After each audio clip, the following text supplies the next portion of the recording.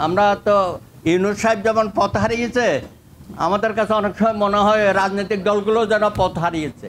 এত কথা, অতি কথা, যেটা গত 15 বছর ধরে আমরা বলেছি, এখন দেখে আমাদেরও কথার ফুলঝুরি ছুটে গেছে আর কি।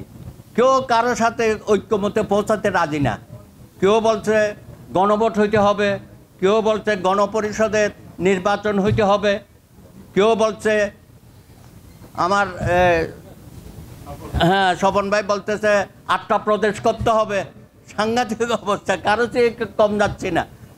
তারপরে সংবিধান বিষয়ে যেগুলো আসছে, আমি তো মনে করি এগুলো নিয়ে তাদের সাথে কোনো কথা বলারই দরকার নাই, কারণ তাদের তো কোনো এখতিয়ারই নেই এখানে। আপনি কি অর্ডিন্যান্স জারি করে এটা করতে পারবেন? দেশের মধ্যে একটা ভেজাল তৈরি করতেছেন আর কি। এখানে অন্য এজেন্ডা কাজ করতেছে, এমন একটা ভেজাল হবে আপনার সমস্ত সফলতা একেবারে নস্যাৎ করে ফেলবে এমন অবস্থার মধ্যে।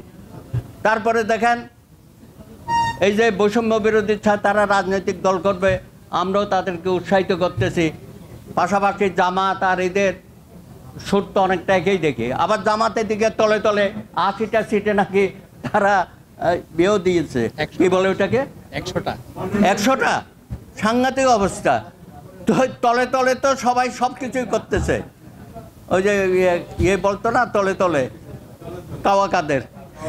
হ্যাঁ, তো আমরা আছি আমাদের কাজ নিয়ে, আর কেউ কেউ তলে তলে তাদের কাজ করে যাচ্ছে। সুতরাং আমার মনে হয় আমাদের ভিন্নতা থাকাটাই স্বাভাবিক, কিন্তু এত ভিন্নতা, এটা আমার কাছে মনে হচ্ছে একটা অস্বাভাবিক পরিস্থিতি আবার তৈরি হইতে পারে। শেষ পর্যন্ত ক্ষমতা ইউনূসের হাতে নাও থাকতে পারে, আমি আশঙ্কায় আছি। আপনারা দয়া করে ডিসেম্বরের মধ্যে একটা সুষ্ঠু গ্রহণযোগ্য নির্বাচনের মধ্য দিয়ে রাজনৈতিক সরকার গঠন করার ঐক্যমতে আসেন। এ না হলে কিন্তু যেভাবে একটা ছেলে গাজীপুরে মারা গেল, তারপরে বুলডোজার নেমে গেছে। বাংলাদেশে কি বুলডোজার রিভলিউশন হয়েছিল 6 মাস পরে? একটা নামও আমরা ঠিক করতে পারি নাই, এটার নাম কি? কেউ বলছে 36 জুলাই, কেউ বলছে জুলাই আগস্ট, কেউ বলছে প্রোক্লেমেশন অফ রিভলিউশন, আমরা বলছি ডিক্লারেশন অফ গণ অভ্যুত্থান। তো ঐক্যমত কখন হবে? আমি তো ঐক্যমতের কোনো আশা ভরসা দেখছি না। আপনারা দেখতে পারেন, তবে আমি কথাটা বলে রাখলাম, এই যে আলোচনা শুরু হবে না, তারপরে দেখবেন কি অবস্থা। রাস্তায় কেউ কাউরে মানবে না। এখনও তো আপনারা ডাকলে আমরা আসি, বা আমার ছাত্র বন্ধুরা আসছে, সামনে একসাথে বসারও পরিবেশ থাকবে না। দয়া করে এই বিশৃঙ্খলা তৈরি করবেন না, এটার দায় দায়িত্ব কিন্তু রাজনৈতিক দলের উপর বর্তাবে। আমরা এত বেশি আশান্বিত হয়ে গেছি, যেন এই সরকারের হাত দিয়ে সব কিছু হবে। প্রত্যেক দিন রাস্তায় রাস্তায় বিশৃঙ্খলা হচ্ছে, অবরোধ হচ্ছে, দাবি দেওয়া। কেন তাদের ডেকে বলে দেন না যে এগুলো আমাদের বিষয় না, এটা রাজনৈতিক সরকার আসলে তারা করবে। এক কথাই তো শেষ হয়ে যায়।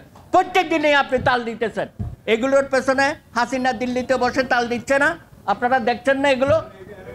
তো দেখেও তো আমরা না দেখার ভান করতেছি। এখন এক আন্দোলন থেকে বেরিয়েছি, সহস্রাধিক হত্যাকাণ্ড হয়েছে, গত 15 বছরে আরও বেশি হয়েছে। গুম খুন, এতদিন পরে উনি আয়না করে গেছেন, আরও আগে যাওয়া উচিত ছিল।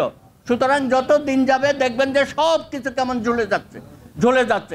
এই ঝোলাঝুলির মধ্যে থাকবো না আমরা। আমরা চাই